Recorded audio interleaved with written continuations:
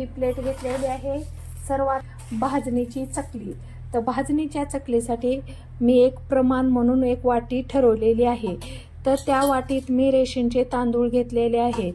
तर पाहू शकता हे तांदूळ पाकडून स्वच्छ असे धुवून पुसून घेतलेले आहेत। तर प्रमाण अगदी आपल्याला ॲक्युरेट करायचं आहे।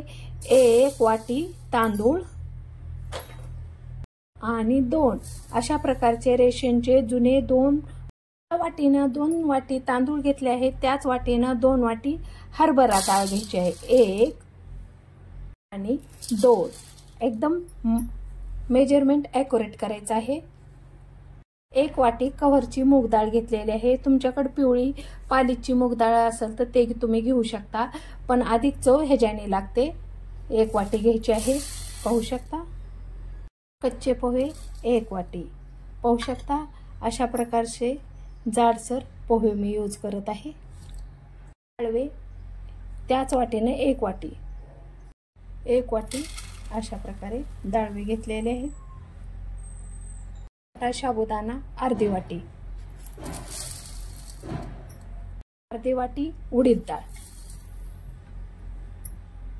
आणि अर्धी वाटी तुमच्याकडे अवेलेबल असेल तर मटकीची डाळ तुम्ही घेऊ शकता। खूप खुसखुशीत आणि खमंग आपली चकली होते। अर्धी वाटी मटकीची डाळ।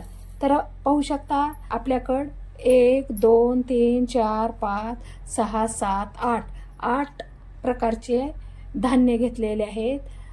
चला आता प्रथम आपण हे बिना तेलाचे भाजून घेऊया। आपल्याला 2 चमचे धने घ्यायचे। पाहू शकता मी तांदूळ टाकलेले आहेत। आता हे पूर्ण आमळ कोमळ भाजून घ्यायचे आहेत। तशी कढई लोखंडी घेतलेले। प्रथम आपण तांदूळ भाजून घेणार आहोत। तांदूळ आपल्याला कोमट करून भाजून घ्यायचे आहेत। तांदळामध्येच आपण धने भाजून घेत आहोत। मस्त फ्लेवर येतो आपल्या चकलीचा। तांदूळ जास्त आपल्याला कडकही भाजायचे नाहीत आणि जास्त कमीही भाजायचे नाहीत। मस्त असे मीडियम गॅसवर छान भाजून खरपूस घ्यायचे आहेत। तांदूळ भाजण्यासाठी जास्त वेळ लागत नाही। प्रत्येक सारण भाजण्यासाठी 2 ते 3 मिनिट लागतात, पण सतत आपल्याला हलवत राहायचं आहे। मस्त अशी भाजणी होते आपली। पाहू शकता मस्त असा कलर चेंज झालेला आहे तांदळाचा। आता मी काढून घेते। दुसरं सारण हरभरा डाळ, ती आपल्याला भाजून घ्यायची आहे। मस्त अशी खरपूस भाजून घ्यायची आहे। आता कढई आपली मस्त अशी गरम झालेली आहे। पाहू शकता मस्त असा कलर चेंज झालेला आहे। खरपूस असा सुगंध येत आहे। तर पाहू शकता अशा प्रकारे अगदी थोडीशी तांबूस झाल्यानंतर आपल्याला डाळ काढून घ्यायची आहे। एक एक कण अशा प्रकारे थोडासा कडक झालेला आहे। पाहू शकता अतिशय मस्त असा कलर आलेला आहे हरभरा डाळीला।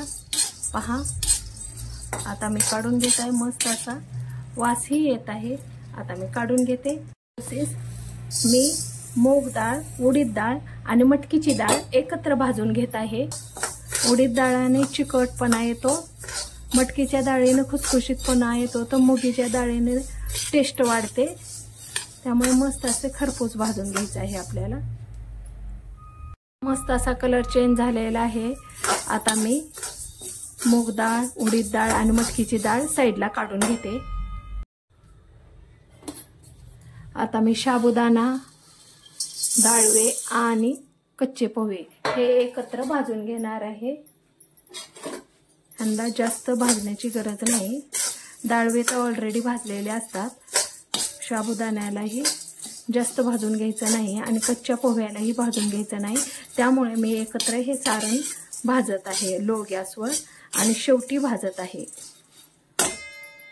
शकता अशा प्रकारे मस्त असं सारण भाजलेलं आहे।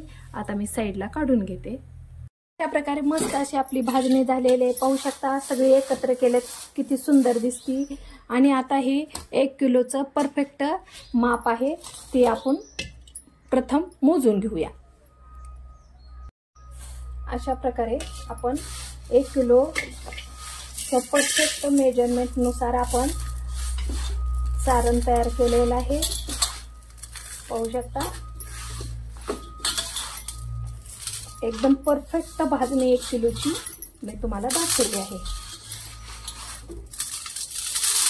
अशा प्रकारे 1 किलो आपली भाजणी झालेली आहे। तर चला आता छोट्या गिरणीहून दळून आणते मी, पण हे सारण आपल्याला थंड झाल्याचं दळून आणायचं आहे। तर आता थंड झालंय तेव्हाच मी हे मापून सारण घेतलेलं आहे। 1 किलोची परफेक्ट भाजणी आहे। तर दळून आणूया आता आपण छोट्या गिरणीहून। शकता आत्ताच मी गिरणीहून छोट्या गिरणीहून मस्त असं चकलीचं खमंग पीठ अतिशय बारीक असं दळून आणलेलं आहे। पाहू शकता अतिशय खमंग वास येत आहे, भन्नाट सुगंध दरवळत आहे। तर चला मग नेक्स्ट व्हिडिओला आपण चकली ही रेसिपी तयार करून पाहूया। हे सारण तयार केलेलं आहे प्रथम।